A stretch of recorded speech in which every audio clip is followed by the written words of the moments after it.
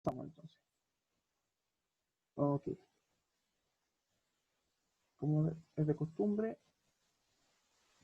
la clase del día de hoy tiene un enfoque solamente para el cuarto medio A. No digo que los niños de los otros cuartos medios lo puedan revisar también. Como material igual les va a servir. Total, la prueba del libro es la misma que... No es la misma prueba, pero sí el mismo libro. Entonces les puede servir también para complementar sus lecturas. Y el propósito de la clase, como ustedes ya saben, ¿cierto? También es habitual decirlo, es que podamos compartir nuestras impresiones e interpretaciones en torno a la novela Ardiente Paciencia en una especie de círculo lector. La idea es que esta idea la idea del círculo lector la podamos trabajar y a lo mejor mejorar para la próxima semana, fijar un texto en común y conversar en torno a ese texto, un texto que no sea muy extenso para que lo puedan leer y tener preparado para la próxima clase, ¿ya? Ahí les voy a decir también, por WhatsApp les voy a mandar el link para que lean el texto o un video, no sé cómo ver, y lo podamos hacer como un círculo lector la próxima semana, ¿ya? Como ejercicio. Entendiendo que el círculo lector también es una estrategia de comprensión lectora y una de las mejores estrategias de comprensión lectora que podamos tener. Ok, ahí está. Entonces, sobre Antonio Escarmenta, el cartero de Neruda. Vale, sí, quedó claro, ¿cierto? Antes de empezar, hasta hoy hemos realizado distintos tipos de interpretaciones textuales, literarias, ¿cierto? Todas ellas, y algunas no tan literarias, ¿cierto? Hemos revisado discursos públicos, hemos revisado poesía visual, hemos revisado cuentos, hemos revisado, ¿cierto? Distintos textos y de distinta manera, acercándonos al contexto de producción, acercándonos, ¿cierto? A la interpretación de los elementos que lo componen, a la época, etcétera, ¿cierto? Y todos estos elementos tienen que ustedes considerarlos como vitales, esenciales. El lector nunca es un lector pasivo, ¿cierto? No es solamente alguien que recibe, sino también alguien que indaga, que está preocupado también como un diálogo, ¿cierto? Eh, Cuando uno dialoga con alguien, está interesado por el otro con el que está dialogando, entonces se entiende y se empatiza con ese otro.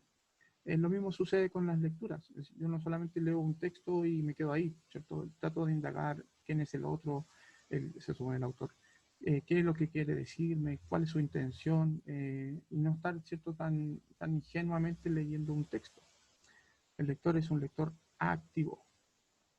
¿En qué se basa una interpretación? Respondimos, ¿cierto?, esta pregunta básicamente con la idea de que hay un modus operandi, ¿cierto?, que tiene que hacer el lector. El lector tiene que estar ávido, ¿cierto?, de entender el texto, pero también ser analítico y ser crítico con lo que está leyendo, no pasivo.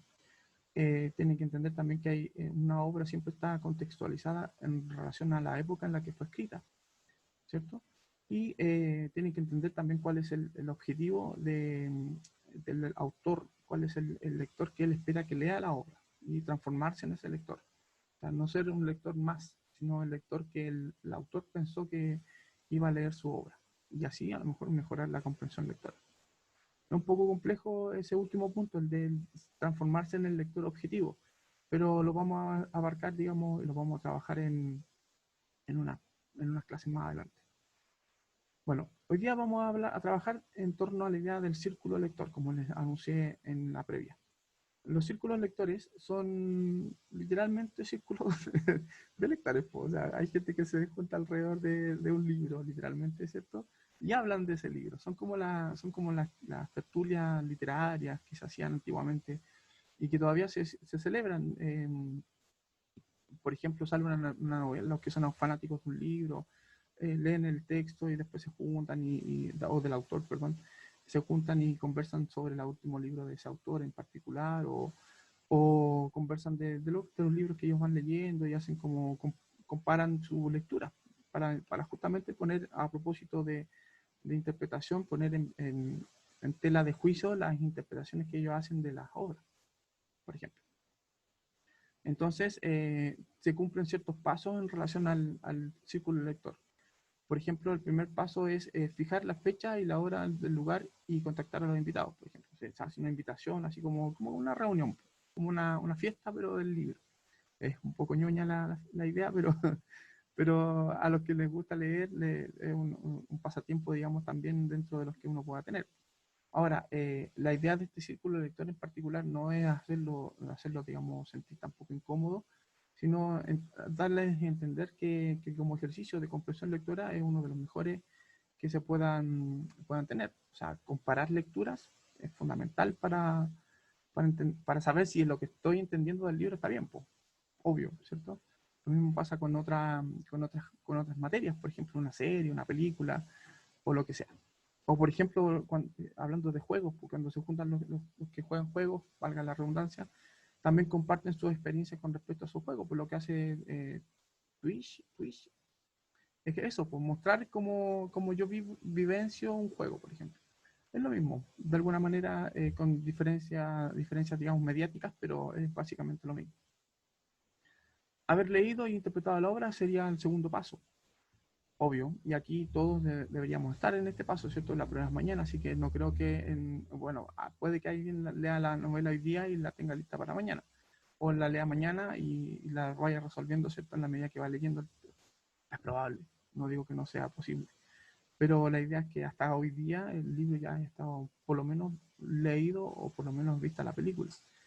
Eh, Investigar sobre la obra sería el tercer paso, aportar con comentarios o datos que enriquezcan la discusión en torno al círculo. Hay cosas que pasan alrededor del libro que también son importantes y que tienen que ver con el contexto de producción y que nos permiten a nosotros entender, digamos, el sentido de la obra, el aporte que hace el autor a la lectura en general, a la literatura en general, digo, etcétera, etcétera.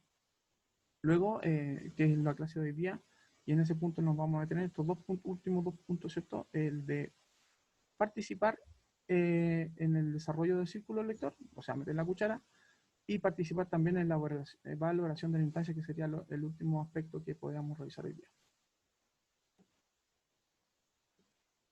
A propósito, ¿cierto?, de tener una mejor preparación para la prueba de mañana.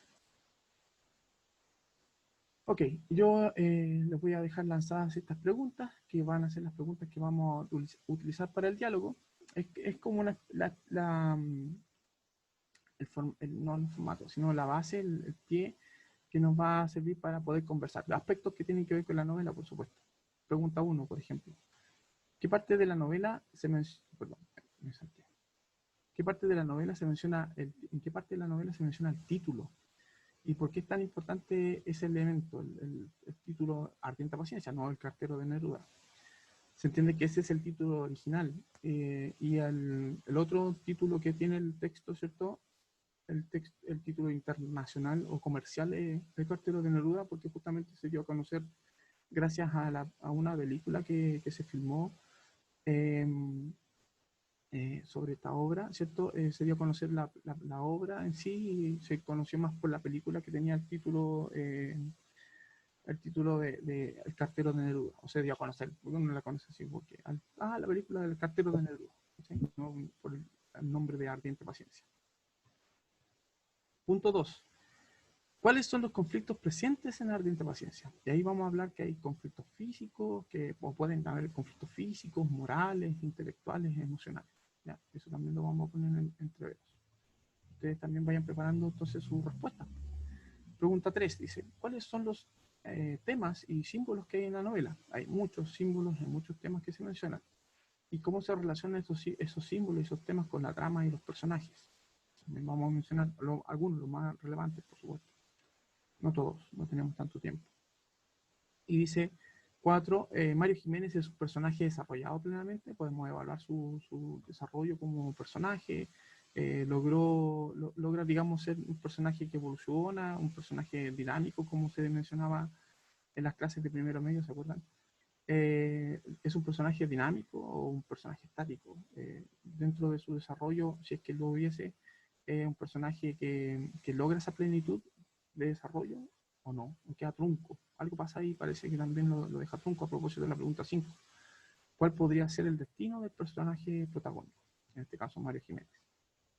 Ojo que el protagonista es el cartero, no Neruda, ¿se entiende? Bueno, esas son las preguntas para que tengan en consideración de lo que vamos a hablar hoy día. Vamos a ir paso a paso, ¿cierto? Primero vamos a ver una contextualización de la obra. A propósito, ¿cierto? Esta obra, contexto de producción, ¿cierto? Esta obra que está escrita por Antonio Skármeta Branicis. Él es hijo de, ¿cómo se llama? De inmigrantes croatas que llegaron a Antofagasta. Él todavía está vivo, ¿cierto? A pesar de que tuvo una enfermedad más o menos grave en el año 2016, de la que fue operado, un cáncer creo que se trataba, digamos. Él sigue vivo y está trabajando, ¿cierto? Activamente. A propósito, es académico, el escritor, cineasta, guionista, a eso me refiero también como escritor, no solamente autor de novelas, sino de cuentos, de dramas, también de obras de teatro, a propósito de guiones para películas, muchas películas que él escribió en Alemania, estando en Alemania durante la época, ¿cierto?, del exilio que le tocó vivir a propósito. En Alemania, donde construye esta historia del cartero Neruda, primero para la radio alemana, como un guión, ¿cierto? Y después transforma ese guión para el cine, a propósito. Y a propósito de la adaptación de ese guión, hace esta novela Ardente Paciencia. Por eso que esta novela tiene como la idea de ser una película. Pues, es como una película, es como que estuviera contada como película. De hecho, parece ser hecha a propósito con lenguaje cinematográfico. Y es porque, bueno, a Antonio Carmenta le gustaba mucho el cine y estaba muy metido, ¿cierto? Está muy metido todavía en ese tema del cine, de la tele. Antonio Skármeta también hay que considerarlo como una de las figuras máximas de la literatura latinoamericana actual. De hecho, es parte del boom latinoamericano, amigo y cercano, ¿cierto? Es el profesor de filosofía a propósito también, cercano, digamos, a Cortázar, cercano dentro de las corrientes filosóficas, a Ortega y Gasset, qué sé yo, Heidegger también es parte de su, por mencionar algunas corrientes, ¿cierto? Que él va, el existencialismo, a propósito, también está muy presente en su obra, de ese cuestionamiento, ¿cierto?, a la realidad. Un intelectual de izquierda, él se confiesa, ¿cierto?, así. De hecho, perteneció al movimiento popular, ¿cierto?, MAPU, el movimiento de acción popular y unitaria, que era en apoyo, digamos, de la Unión Popular, a propósito de la Unidad Popular, digo, en los tiempos de Allende, ¿cierto? Cercano, digamos, a esa idea. Por lo mismo tuvo que rápidamente, cuando se produce el golpe de Estado del 73, vivir en el exilio, se tuvo que exiliar, no sé si se exilió, lo exiliaron, ese detalle no lo tengo en concreto, ¿cierto? En el 73 y estuvo 16 años en exilio. ¿Mm? Ardiente Paciencia, de esta obra se hicieron dos películas por lo menos, pero muchas adaptaciones teatrales, por ejemplo, musical. Hay una ópera, incluso una ópera con artistas, digamos, de renombre internacional, como Plácido Domingo interpretando a Carlos Neruda, en teatro de renombre internacional también, como en teatros en Nueva York, qué sé yo, en España, en Alemania, etcétera, etcétera. O sea, una obra de verdad que tiene una connotación internacional. Muchísimos premios en la trayectoria de Antonio Skármeta, pero más que eso, muchísimas distinciones a propósito de esta y otras novelas que él escribió. En 1992 creó y condujo un dato importante de un programa que tenía aquí en Televisión Nacional que se llamaba El Show de los Libros. A propósito de eso, es importante porque en la presentación del programa él usaba, ¿cierto?, esta idea de un cartero que llegaba a propósito de dejar, y andaba con distintos libros, y es como más o menos la misma historia de Mario Jiménez en la presentación, con música, así como ad hoc. Eh, y usaba esa frase a propósito de una frase que le grita a Mario Jiménez a Pablo Neruda, que la poesía no es de quien la escribe, sino de quien la usa o la lee. Entonces, dentro de los premios, para ir rellenando, ¿cierto? Y por mencionar solo algunos, Casa de la Americana lo obtuvo dos veces. Uno por una otra novela, que es un premio súper importante, estamos hablando de una de las primeras novelas que él escribió. También obtuvo el Premio Nacional de Literatura y también fue nombrado, entre otros premios, muchos, caballero de la Orden de las Artes y de las Letras en Francia, por un honor tremendo, ¿cierto? Que te nombren caballero, caballero, digamos, en ese sentido, de las artes, por el misterio de Francia. Ok. Dicho, haciendo el preámbulo, ¿cierto?, de este gran autor chileno, Antonio Skármeta, que quizás no lo conocían, quizás sí, vamos a lo que nos trujo. La pregunta 1. ¿En qué parte de la novela se menciona el título y por qué es importante? ¿Ya? Cuando yo les digo, por ejemplo, que un lector tiene que ser un lector, eh, ¿cómo se dice? Como lo había mencionado, un lector como activo, como inquieto, curioso, me refiero a justamente esto. Ardiente paciencia, por ejemplo, ¿a qué les suena? ¿Qué quiere decir? ¿Qué sentido tiene? ¿Por qué se dice? No sé si tienen alguna idea antes de que pueda presentarles la respuesta, digamos. Chicos, la obra Ardiente Paciencia, de hecho en la misma novela se explica, digamos, la explica, se entiende que Neruda cuando recibe el premio Nobel, esto es real, es verdad, él hace un discurso, todos los autores, ¿cierto?, que se ganan un premio hacen discursos, qué sé yo, y él en el discurso dice, ¿cierto?, cita a Arthur Rimbaud. Rimbaud es podríamos considerar uno de los poetas malditos, que va a ser como de la poesía también una suerte como de puerta al nuevo siglo, una puerta, digamos, que va a permitir, por ejemplo, las vanguardias literarias también, a propósito de ese cuestionamiento del trabajo del artista, particularmente del poeta. El poeta es como una especie de profeta, ¿cierto? Entonces él hace como una suerte de profecía y dice lo mismo que se señala aquí en el texto de Pablo Neruda, que lo dijo en el discurso cuando recibió el premio Nobel. Dice, solo una ardiente paciencia, con una ardiente paciencia conquistaremos la espléndida ciudad que dará luz, justicia y dignidad a todos los hombres y mujeres. Así la poesía no habrá cantado en vano. O sea, el compromiso de lo que más o menos cita Neruda, digamos, de estas palabras, que la poesía tiene que ser también algo esencialmente vivencial. O sea, tiene que el poeta estar comprometido con una causa, que es la causa, digamos, de la justicia, de la dignidad de todas las personas. Por eso Neruda se compromete, por ejemplo, con los pueblos indígenas a propósito en alturas de Machu Picchu y hace esa reivindicación histórica de los incas, por ejemplo, o, eh, o se compromete políticamente a través de la poesía también con, bueno, el Partido Comunista, pero pudo haber sido cualquier partido, digamos, que esté en virtud, digamos, de defender los derechos de los trabajadores o lo que sea. Está en ese compromiso de que su poesía es coherente, digamos, con su vida. Por eso el poeta se transforma en una especie como de profeta y la ardiente paciencia se entiende, digamos, porque esa viva chispa que hay en el interior de cada uno de los que son artistas o poetas, en este caso, no debe apagarse nunca. Por eso es la paciencia. Siempre tiene que estar ahí en vilo y esperando, digamos, el momento propicio para poder prender esta nueva realidad o iluminar esta nueva realidad, ¿cierto?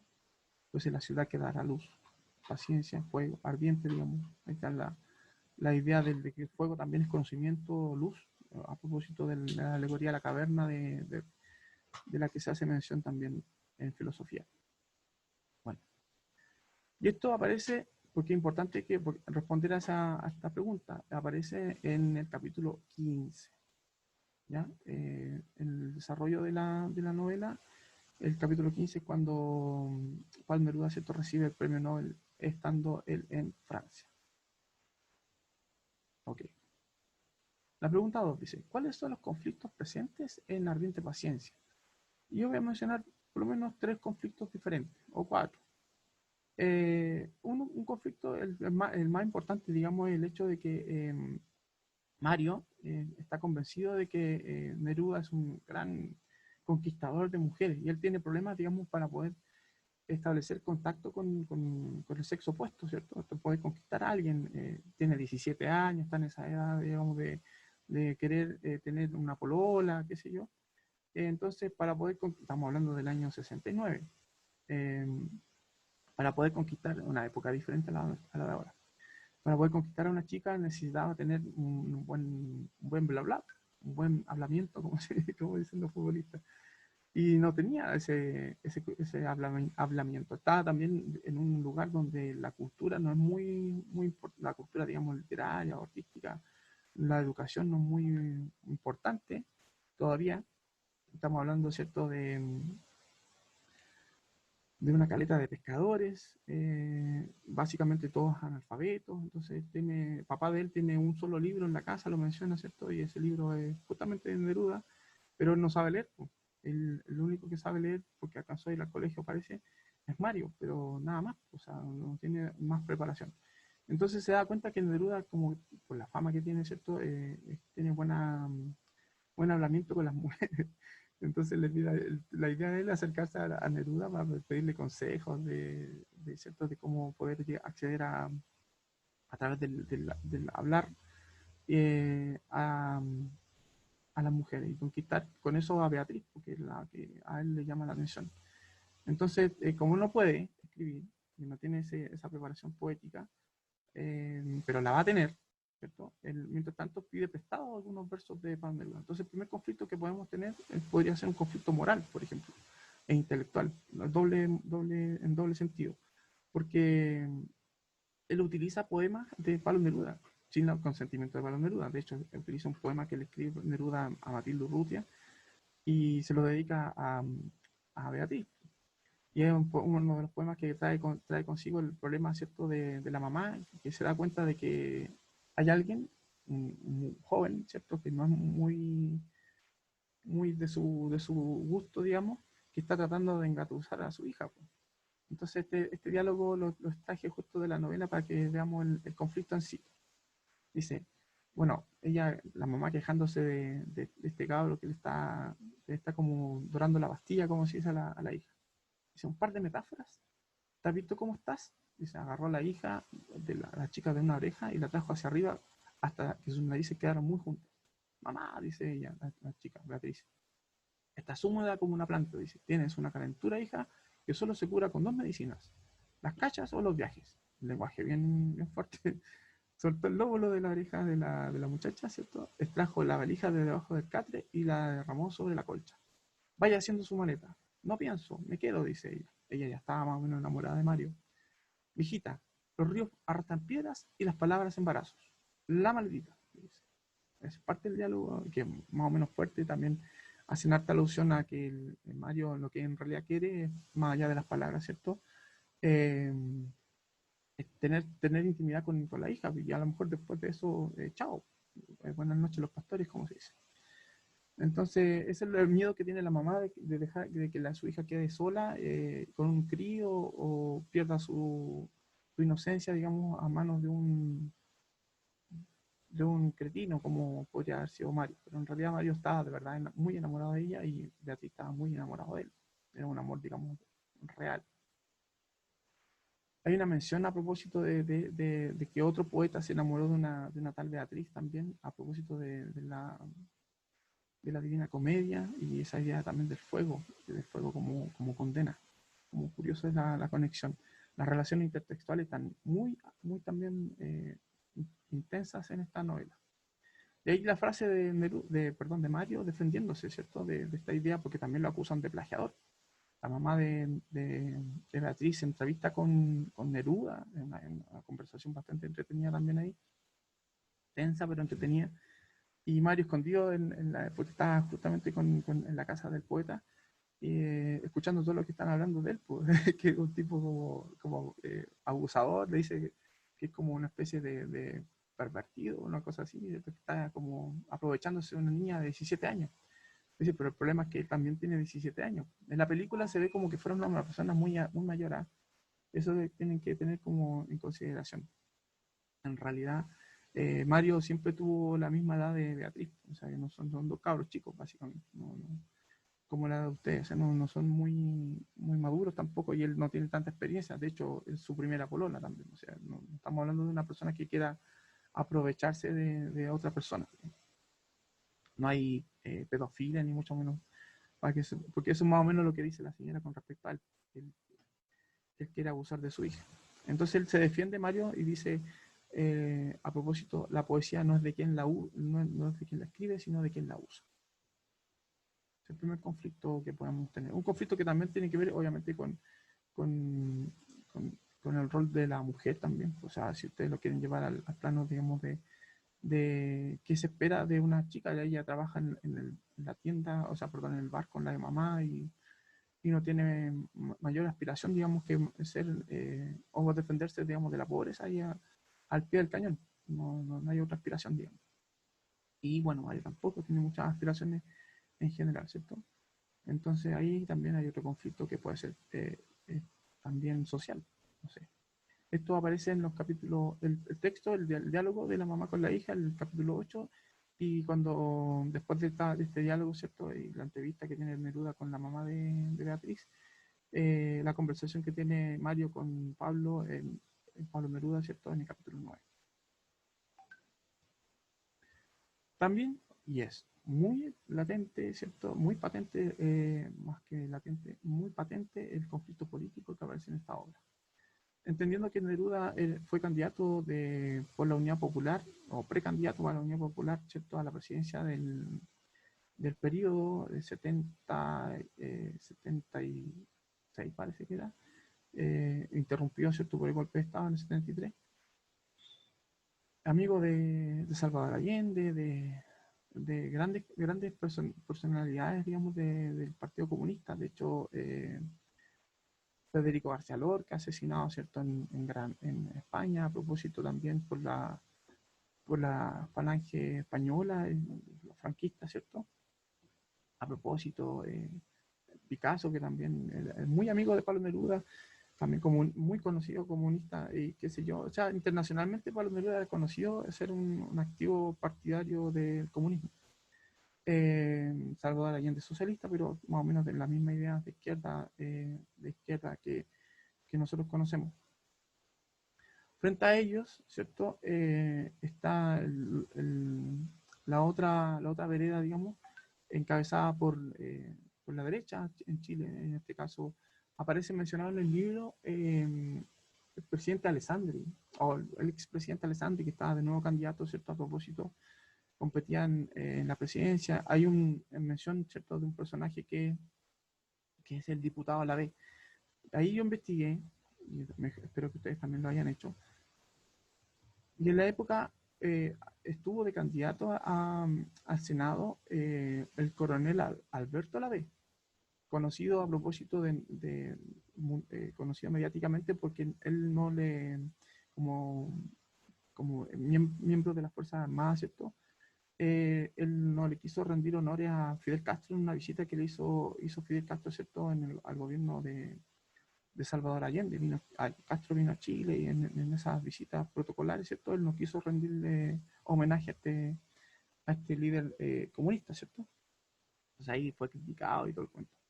El mismo coronel Lave, Alberto Lave, era decán del presidente Alessandri. Entonces, de hecho, el diputado Lave, que sale mencionado en la novela, era como el encargado, el brazo derecho de Alessandri. Entonces, él era el que iba a la caleta a tratar de conquistar o persuadir emocionalmente, digamos, a los pescadores con su simpatía y qué sé yo.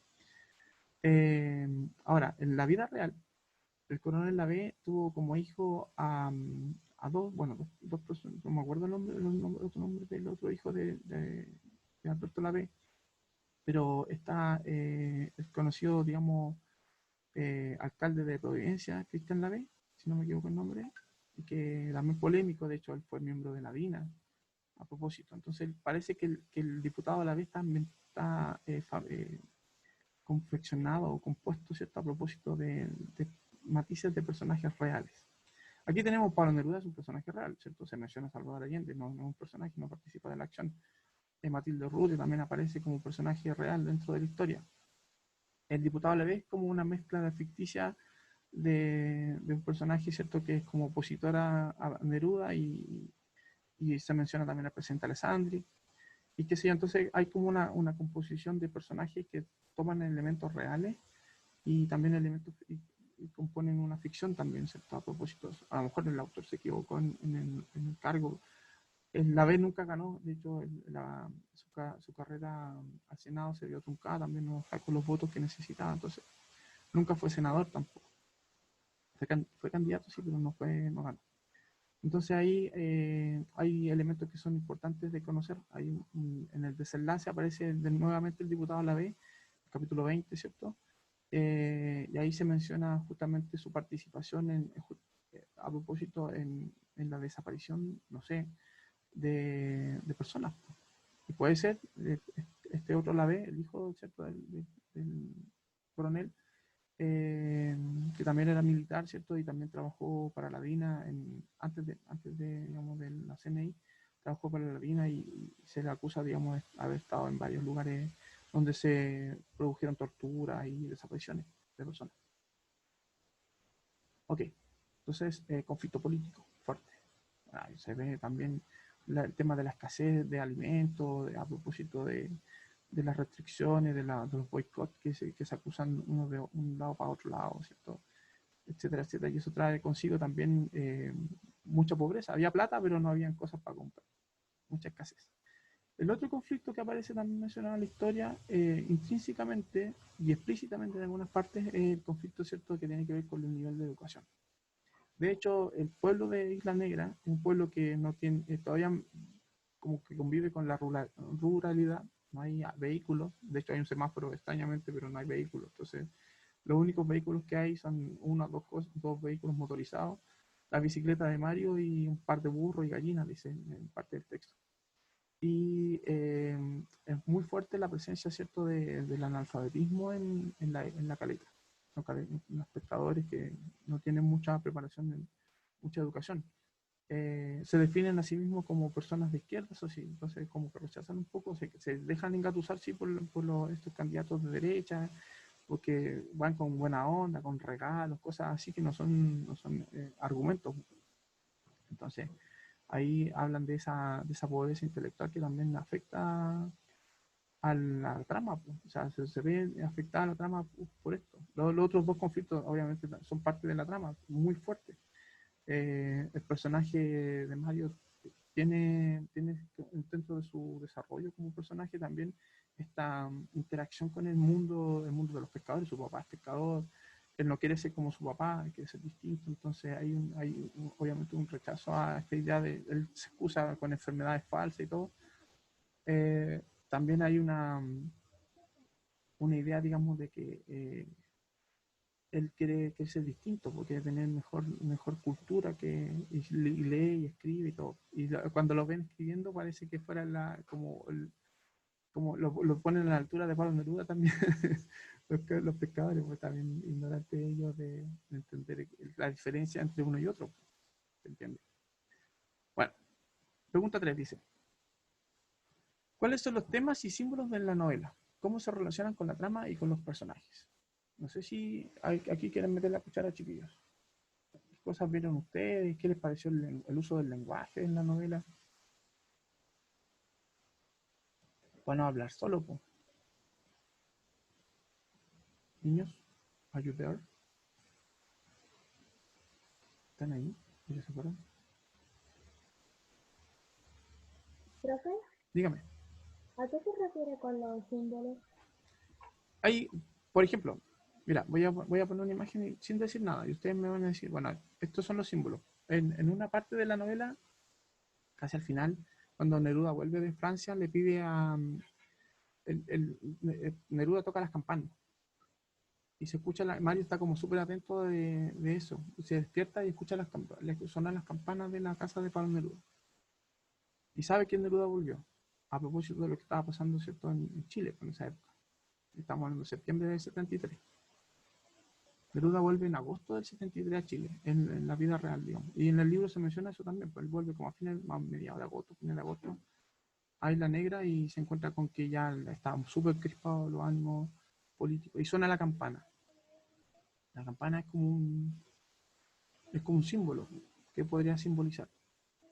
Avisar que él llegó, Claro, claro. que está ahí, que está vivo. Claro, o sea, es también como un llamado, pues, o sea, se supone que uno cuando toca la campana es como para decir, alertar, avisar que claro, que algo que algo todavía queda de resistencia, por ejemplo. En la guerra siempre se usan estos elementos como de aviso, ¿cierto? Para que la gente esté como resguardada, o cuando se tocan las sirenas, por ejemplo, en los bomberos, decir a la gente, oh, los incendios, una cosa así. Entonces la campana también sirve como ese elemento de comunicación, ¿cierto? Una comunicación como en clave, podríamos decir. Bueno, eso es un elemento. El hecho mismo de que la historia esté construida en Isla Negra, porque Pablo Neruda tenía 3 casas, a saber, la Chascona, la Sebastiana y esta casa en Isla Negra.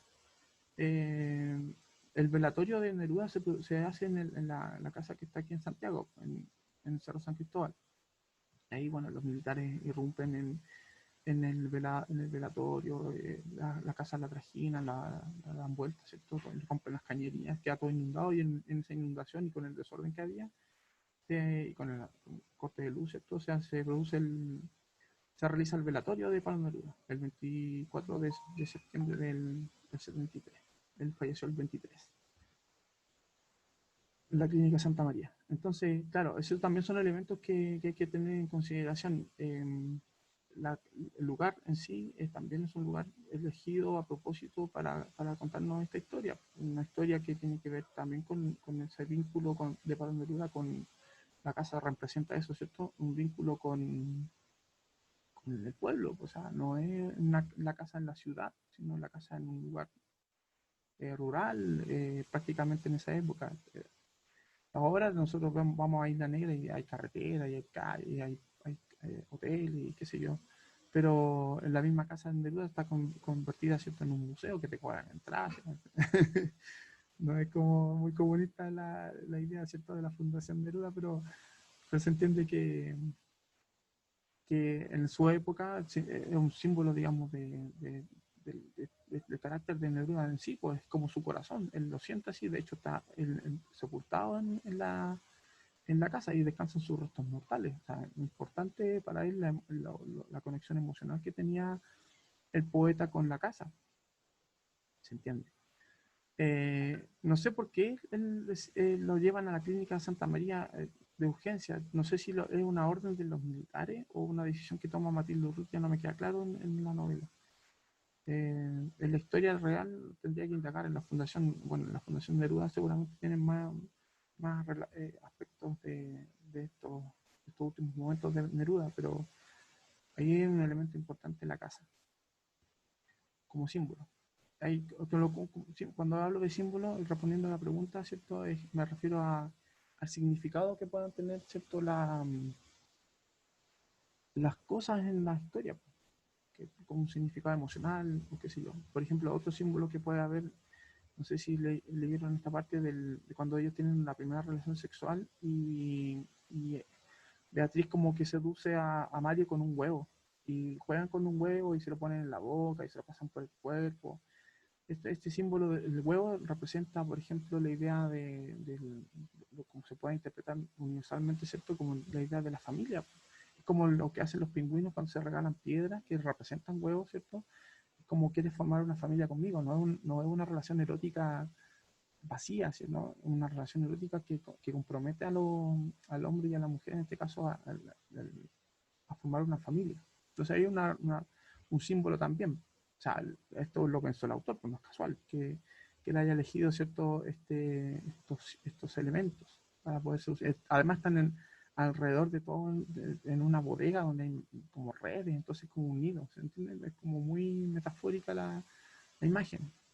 El uso mismo de metáforas durante toda la historia, que se construyan los diálogos usando muchas metáforas y el lenguaje coloquial. Se menciona, por ejemplo, que, bueno, si los chilenos es tierra de poetas, pues si todos somos poetas aquí, hay que ser distinto a eso, dice Neruda también, etcétera, ¿cierto? Ahí está señalado la idea del huevo como un elemento de amor familiar, podríamos decirlo, ¿cierto?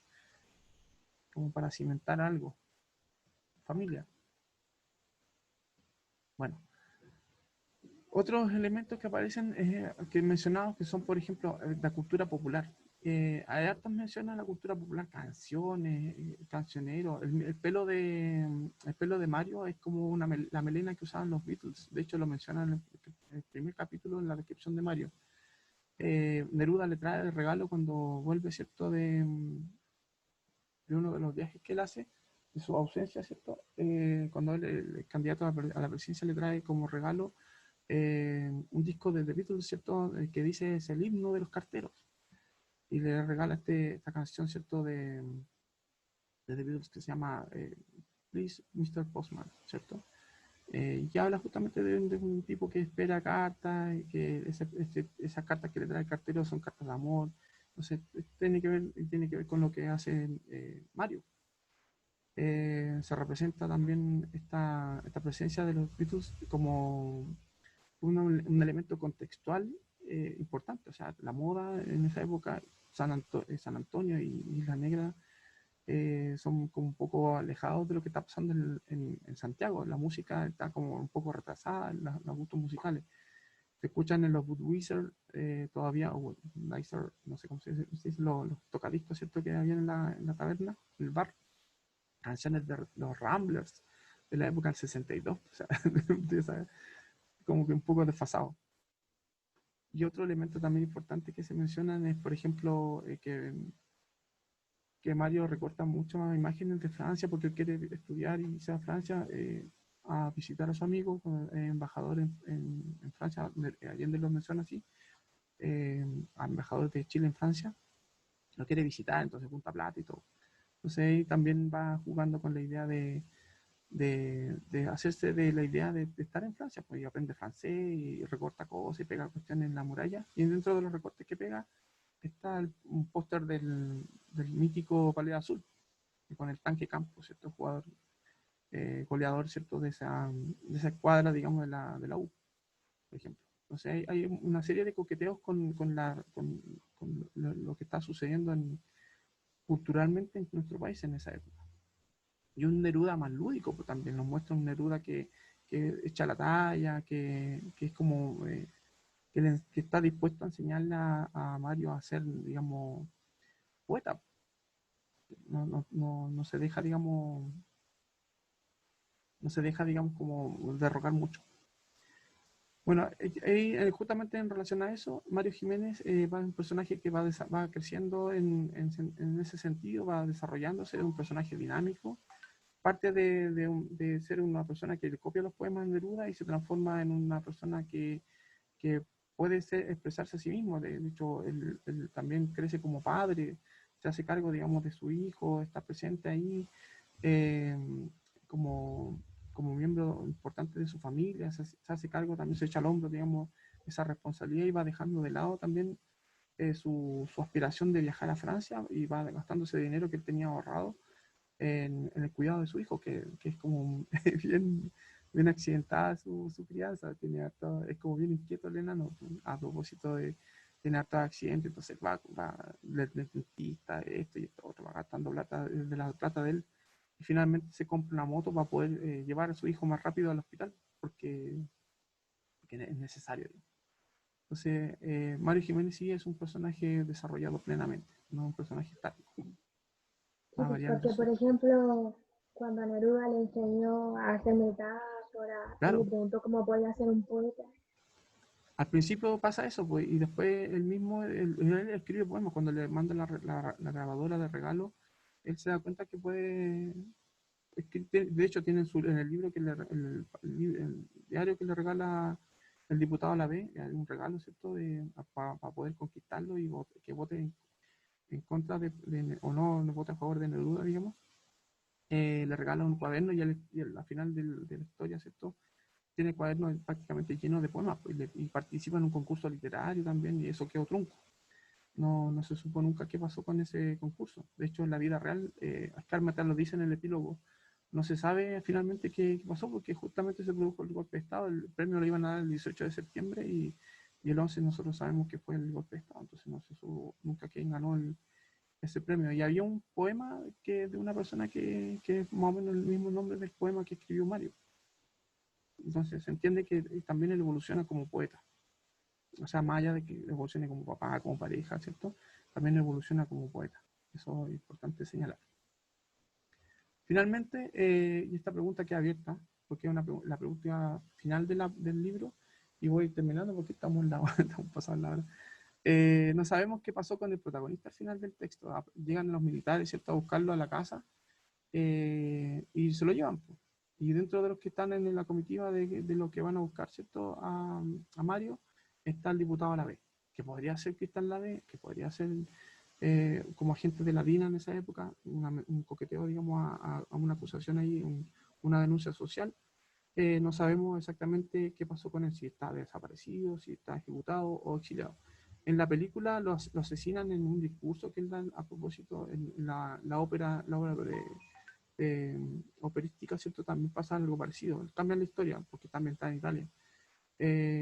No en Isla Negra. Entonces aquí pasa esto, ¿cierto? En el libro pasa esto, de que como muchas otras personas que eran amigos de Neruda, Neruda mismo se dice que fue asesinado.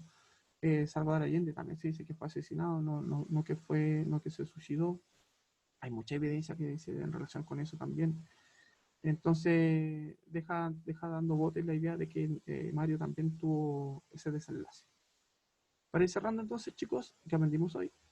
La próxima clase y el recordatorio.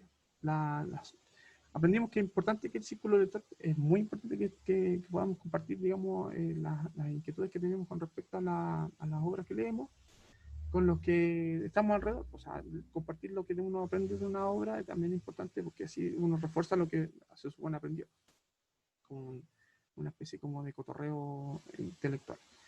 ¿Qué vamos a hacer la próxima clase? Vamos a repetir esta experiencia, pero esta vez voy a pedirles que lean un texto y que en la próxima clase lo compartamos y hagamos el mismo ejercicio, ¿ya?